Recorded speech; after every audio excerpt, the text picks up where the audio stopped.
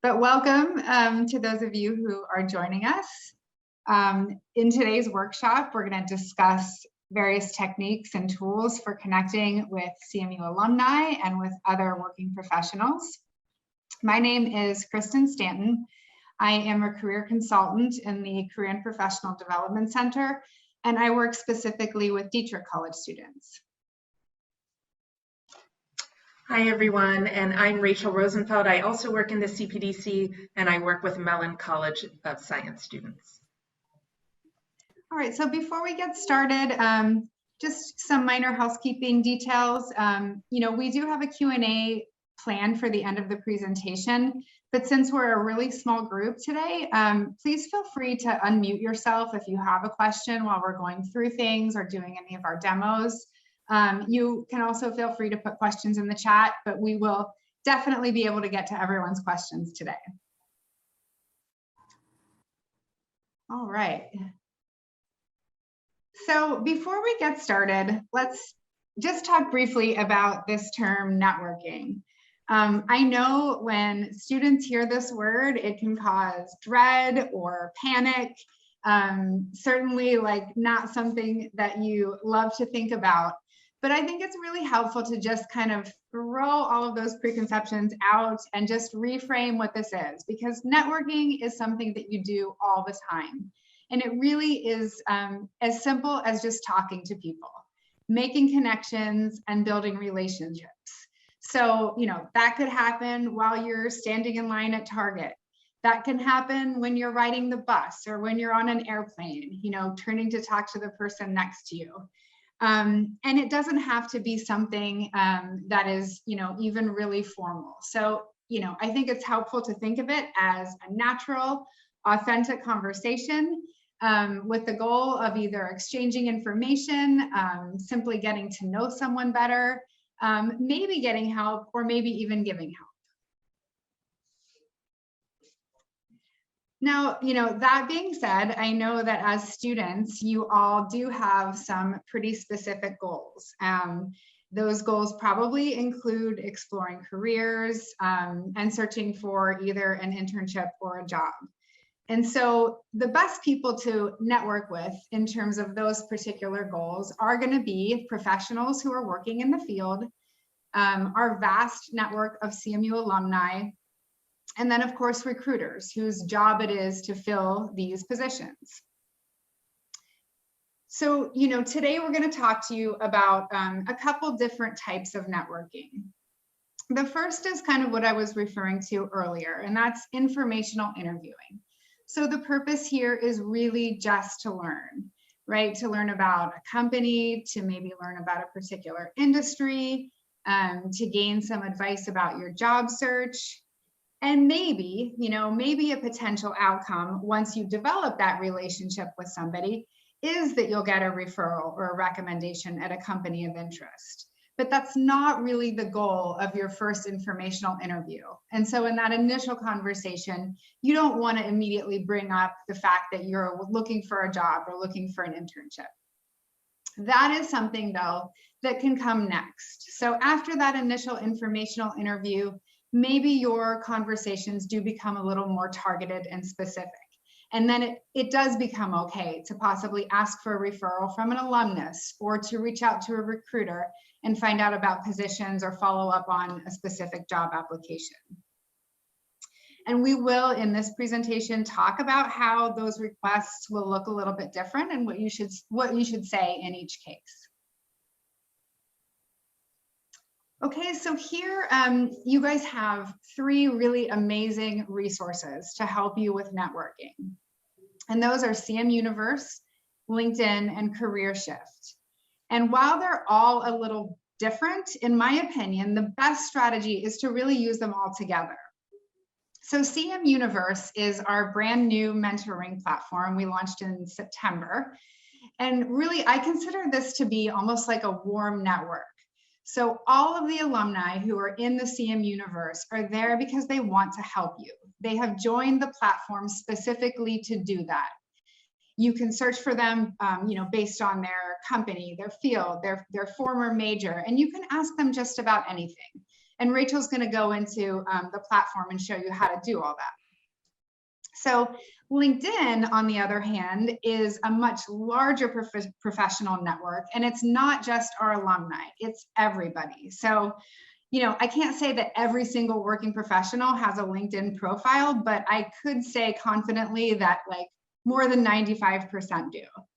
And so if you're looking for somebody and you don't find them on CM Universe, the next step is to turn to LinkedIn. You can also find CMU alumni there, and the difference is going to be in the numbers. So because we just launched CM Universe, you may find, you know, a few thousand different alumni there. If you go into LinkedIn, I think the last time I checked, there were about 105,000 CMU alumni in LinkedIn, and then, you know, millions of other professionals. So it's a much more vast network of people that you can look for. And then Careershift is a tool that we have available to you in Handshake that allows you to find specific contact information for recruiters or for hiring managers, or again, even alumni. So Careershift will give you an exact email address or even a phone number. So, you know, an example of how to use these three things together would be, you know, maybe you're looking for a data scientist working at Apple. So you start to see in CM Universe, is there an alum who's already volunteered to help me that has that title and is working at Apple? But unfortunately, you don't find anybody. So you can then do that exact same search in LinkedIn, and you will find both alumni and also other data scientists at Apple, and you can connect with both of them. And then you can take that a step further. You can write their names down and then plug those names into Careershift, and Careershift will hopefully give you their exact email address. So if someone's not responding to your LinkedIn connection request and you don't want to wait, you can send them a direct email address that you find in Careershift. Okay, so Rachel is now going to demo CM Universe and some of the other resources and show you exactly how to use them. Okay, so we are going to be going into CM Universe now. All of you should have received an invitation. If by any chance you didn't get that, you can go to cmuniverse.peoplegrove.com and get on. I am here in the student interface so that you can see it from your perspective rather than my admin interface. So what we're going to do is we're going to go to this tab Mentors, because that's where you're going to find alumni to reach out to.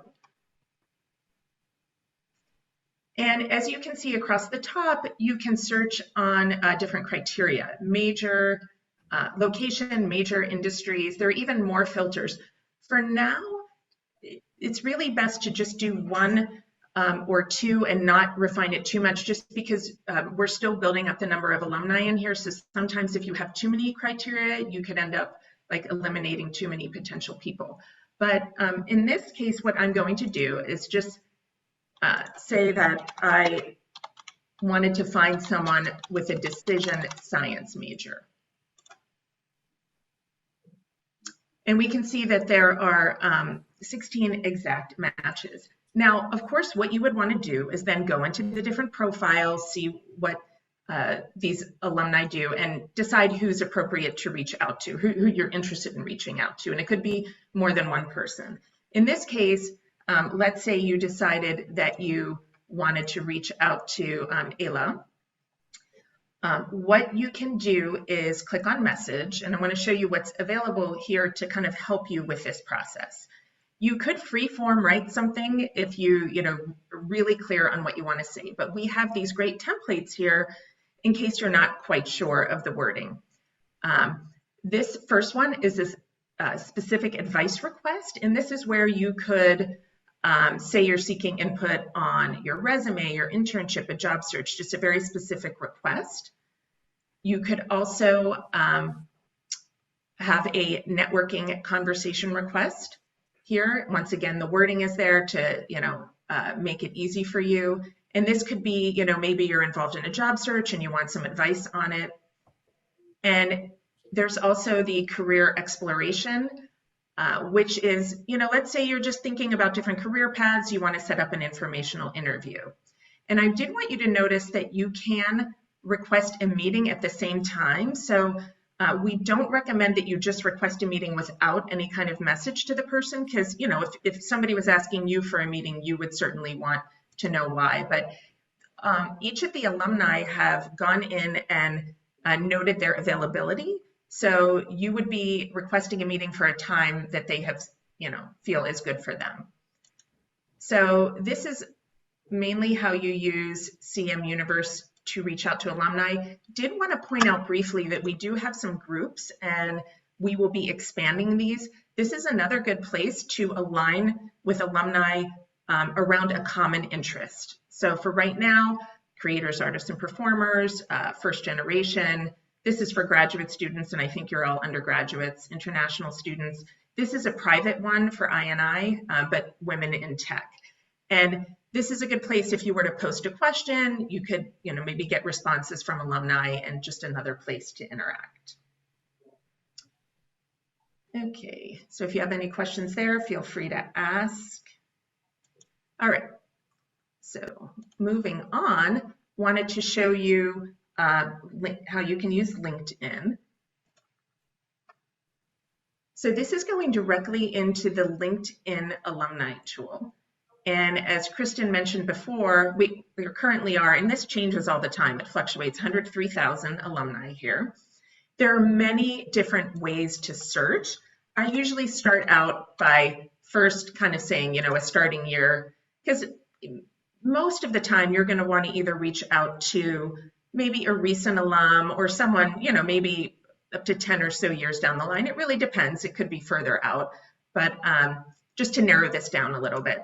And I'm going to search, let's say you wanted to reach out to somebody at Merck. So this is going to now narrow it down. Now, mind you, there are many different ways to search, and you can try multiple searches.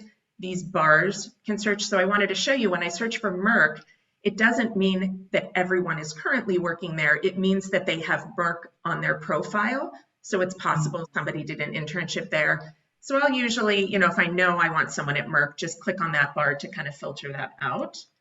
Once again, you're going to go into people's profiles and see who feels like an appropriate match for you.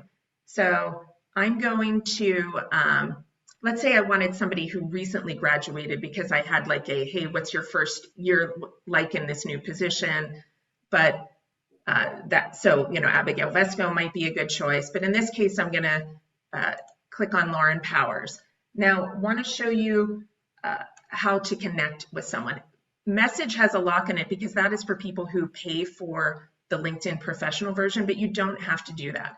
But what it means is you'll click connect, and you don't want to click send here because it's going to send kind of that, like, I want to connect with you on LinkedIn. You want to personalize it a bit.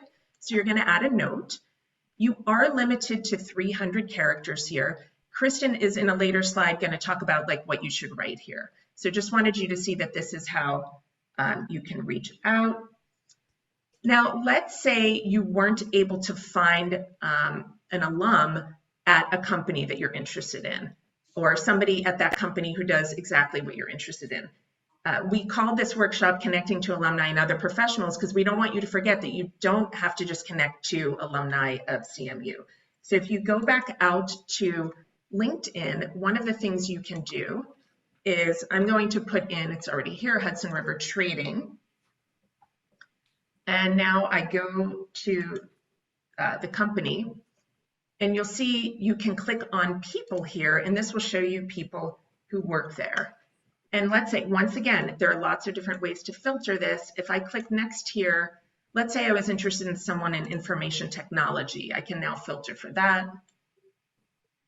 And as you can see, lots of choices here. You can look at the profiles. So just, and once again, you know, connecting in the same way. So so now we will move on to, Kristen, you can. Okay. Right, so when you're connecting via LinkedIn, as Rachel said, you have that first option to write a short note explaining why you're hoping to connect. And this, this doesn't have to be, anything in a lot of detail. So just literally, I'm a sophomore studying chemistry at CMU, saw your profile, and would like to add you to my LinkedIn network. That's all it can be. And you can just, you can copy and paste that for the most part with everybody that you're sending connections to. The idea is to build up your network. So you don't necessarily have to talk to everybody, or you don't even have to invite everybody for an informational interview that you connect with. When I'm really bored, like in between commercials, when I'm sitting on the couch, I'll often just go into LinkedIn and connect with people, because that's building my network. And there may come a time when I want to talk to one of those people, and then in that case, I won't have to wait for them to accept my connection request. I will say though that you don't want to send a connection request if you don't have a LinkedIn profile built out, because the first thing that people do when they get your invitation to connect is they look at your profile. And if all you have is your name, they're not going to have any idea who you are, even if you say that you're a sophomore studying chemistry at CMU. So at least have a photo and some basic information from your resume, letting them know some of your interests and experiences before you start doing this.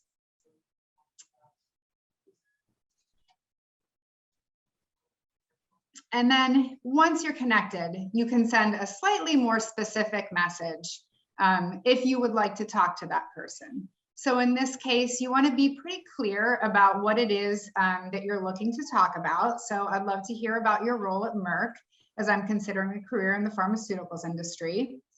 And then be really specific about your ask. So the ask should always start with just a brief phone call. You don't want to ask anybody to commit to a long period of time or to an in-person meeting, especially these days. So a brief phone call, sometimes I'll even say, for 10 to 15 minutes, and then give them your availability to make it a bit easier.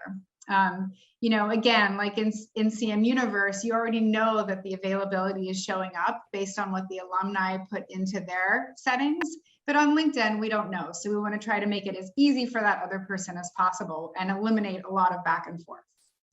But really, this is it. These templates you can use over and over again. They don't have to be long. And you want to use them a lot, because I think there's a statistic that, maybe you'll get a response from 10% of the requests that you send out, so the more you send, the better the chance that someone's going to respond. And you shouldn't take it personally if they don't. That's just, people are busy and they don't always have time to do this, but it's no big deal to ask, promise.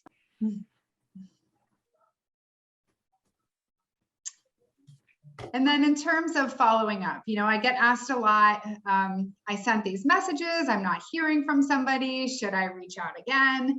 And the answer is sure. Generally I advise students, give it about 2 weeks, right? Because people are busy, people are traveling, maybe they're not checking their LinkedIn. But if you don't hear anything after 2 weeks, it's totally fine to send a follow-up message that looks sort of like this one. I'm sure you're really busy, just following up, and then just kind of reiterate what you said in that first message. At that point, if you don't receive a reply, then it's probably best to move on to somebody else. As we saw, there's 103,000 people to choose from. And so, it's probably best not to keep sending the same person a message over and over again. Sometimes it means you'll never hear from them, but sometimes you'll be surprised. 6 months later, they may say, oh my goodness, I'm just seeing this message. I'd be happy to chat.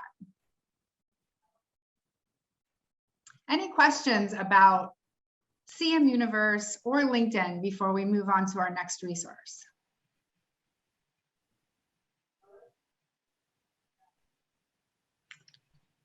Okay, I'm going to jump into Careershift. This is a resource that a lot of students don't know about, and when we show them, they get super excited. You can find this in the resources section of Handshake. So if you go into Handshake up and click on Career Center, there's a resources section, and you can sign up for an account here. Before I get into the contact section, though, I just wanted to show you that you can search for jobs here. You can do company searches by industry, so that's really helpful. But what we want to show you today is how you can search for email addresses here. Because, you know, a lot of professionals, while they are on LinkedIn, sometimes they don't keep up with it as much as they do their own email. So we had our search earlier for, you saw on LinkedIn how I had selected Lauren Powers, who works at Merck. This is just a big database, and the hope is, it doesn't always work, but I find it does, for me, usually at least like 80–85% of the time. I can click on it, and you know, there is her email address. Okay. So that's a really helpful tool. So also just wanted to show you before we get off here, because Kristen's going to be talking about contacting recruiters, and just wanted you to see, if you do an advanced search and you know, have a company name, you can search on different job titles in here. You know, so we could put in recruiter from, and you know, it comes up with a lot of contacts. All right.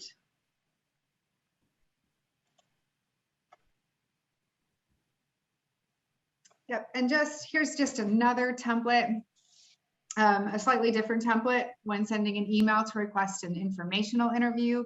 So, you know, for this one, I would love to hear about your position at Merck, to learn about your career path and get your perspective on the pharmaceutical industry. Again, the time limit and the availability. So that's just one other template you can use. And then we wanted to give you some information about preparing for that informational interview. So if you do get lucky enough to have someone respond and say, sure, you know, they're probably going to be expecting you to drive that conversation. And so you want to make sure that you do your research and develop a list of questions. So, you know, you might ask about their, you know, what a typical day is like for them, what projects they're working on, what's challenging about their job. You know, you might, if they have any insight into the hiring process, ask what traits they look for in new employees. But it's really important to do your research about both the person you're speaking to and also their organization. So, you know, if someone agrees to take 20 minutes out of their busy day to talk to you, you don't want to ask them questions that you could easily have found the answer to by just doing a Google search. And these days, you know, there is a lot of information already out there.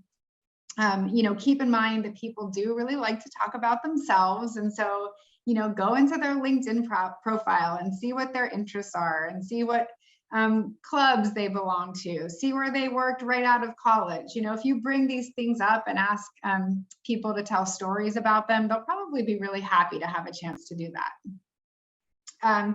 Remember to be respectful, though, of the time. If you initially said that you wanted to have a 15-minute phone call, it's really up to you to watch the clock and make sure that you're keeping your conversation to 15 minutes. Nobody wants to be rude and say, like, you know, I really sorry to interrupt you, I have to go. So if it's going really well and your 15-minute mark has come up, you can always say, you know, I'm having a great time speaking to you, but I did say that this would be 15 minutes long. You know, if you have to go, I totally understand. And if they want to extend the conversation, then they will. And then finally, anytime anyone agrees to talk to you, or even if they, you know, email back and forth with you, you want to thank them for their time. And so it's always polite to send a thank you note within, I would say, 24 to 48 hours, and just reiterate what you talked about, what you learned, and that you're really appreciative of them taking the time to speak to you. Okay, so when you're reaching out to a recruiter, we're kind of shifting gears now a little bit. Recruiting contacts are different, right? So we've been talking about networking with alumni and networking with other professionals for the purpose of having an informational interview. If you're reaching out to a recruiter, it's a very different ask. So they have no interest really in having an informational interview with you, because recruiters are really busy. I used to be one, and so I know. It's like, you know, busy all the time. Some recruiters might have 100 open jobs they're trying to fill. And so you want to help them do their job, make it easy for them to fill those positions. And the first thing you need to do is to find the right person. If you're not familiar with the way the human resources departments are structured, there's typically a lot of different titles and layers to them. And so if you're looking at this list of titles on the left, Director of HR, functional recruiter, and what we mean by functional is either, like a technical recruiter or a sales recruiter or a creative recruiter, but a recruiter who specializes in a certain job function. And then you have university relations manager, recruiting coordinator, campus recruiter. So just a quick poll you can throw into the chat. Which of these people do you think would be best to reach out to if you were following up on a position that you were interested in or that you had applied to? Or just shout it out. Any ideas? So if you were in Careershift and you pulled up that advanced job title field, what would you type in there?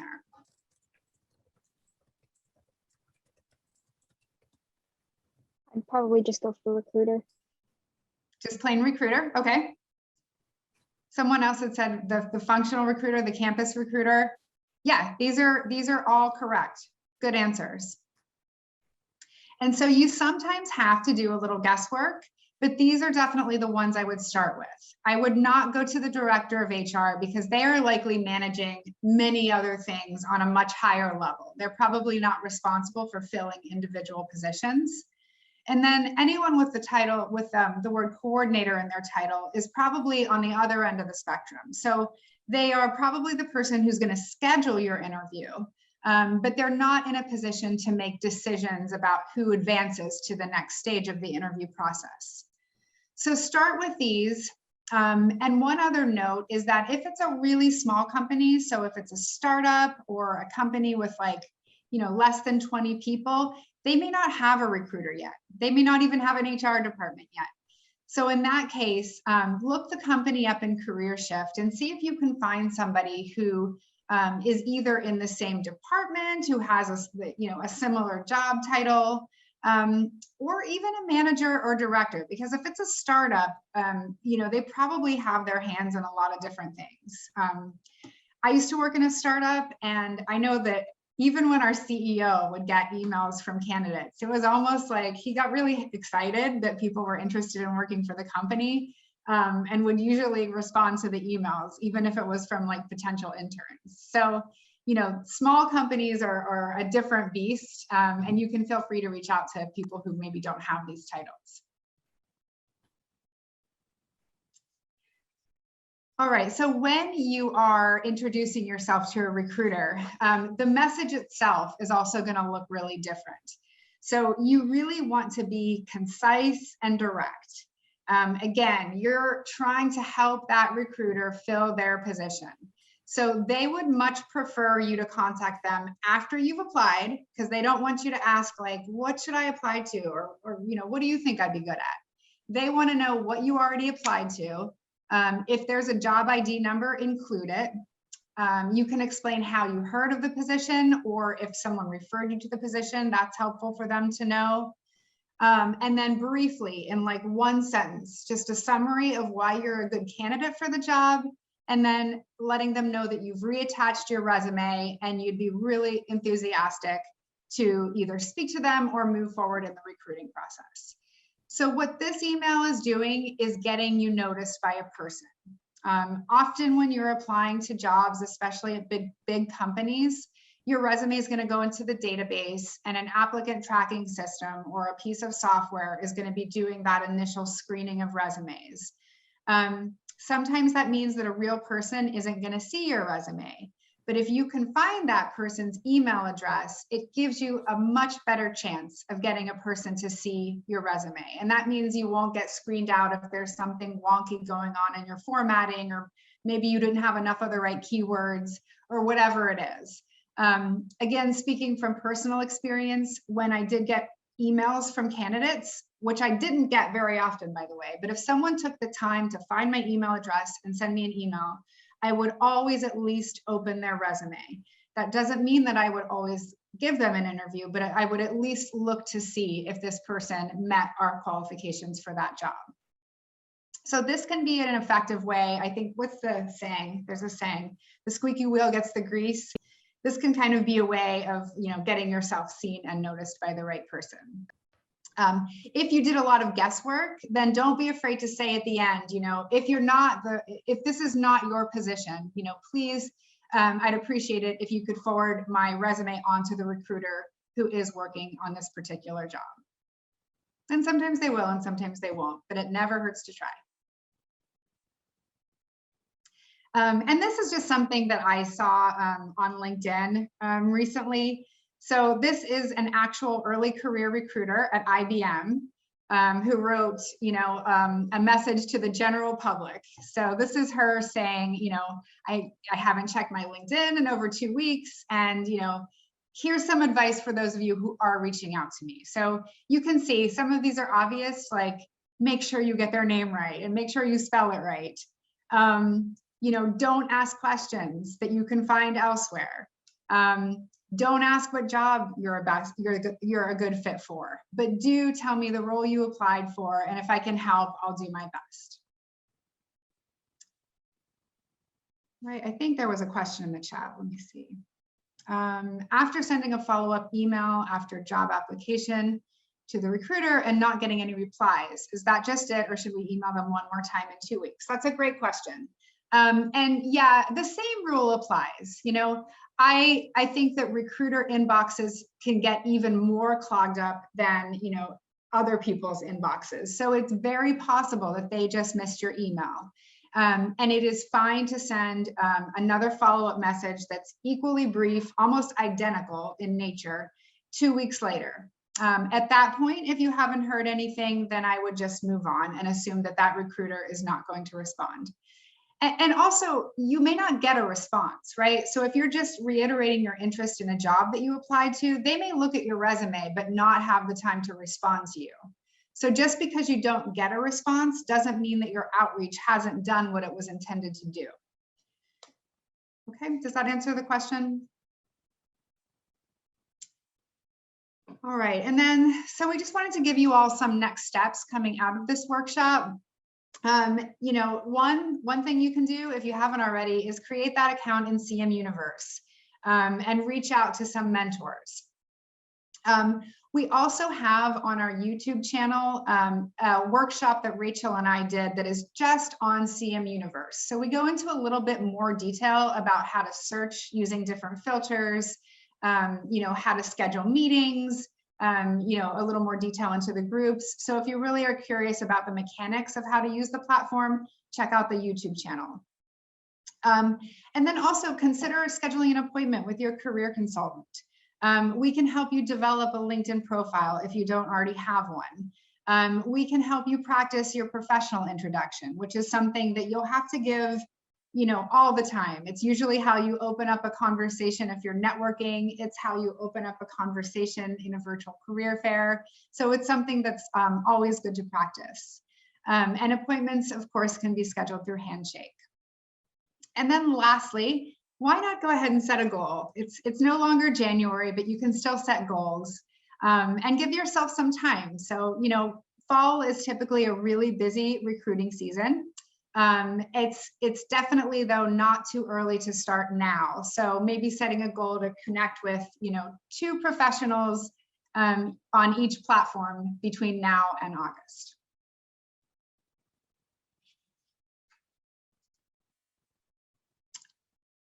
All right, and then we have some time for questions. I think Mandy just threw one into the chat. Does the photo for your LinkedIn have to be professional? So it should look professional, but it doesn't have to be taken by a professional. As long as it's, I would say, a shot of just you, nobody else, from roughly like shoulders up, and with a neutral background. So, you don't want to have, a friend in there that you're half chopping off, and you don't want to be like maybe at the bar or at a party.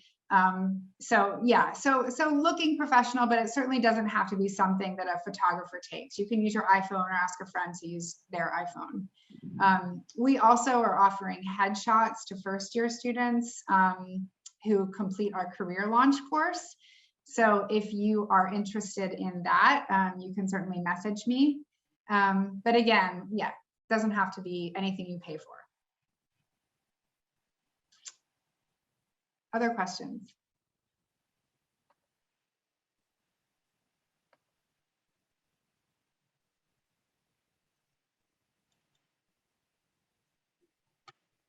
Anything at all? All right, well, I hope that this topic is less intimidating now and that you all feel like you can go out and, you know, if you don't have Valentine's plans, you can do what I'm going to do tonight, which is sit on the couch and connect on LinkedIn or not. And just so you know, I am going to be sending out the slides to all of you who have attended. All right, well, thank you so much for coming tonight. And if you have any other questions that you think of, please feel free to email either Rachel or myself or your own career consultant.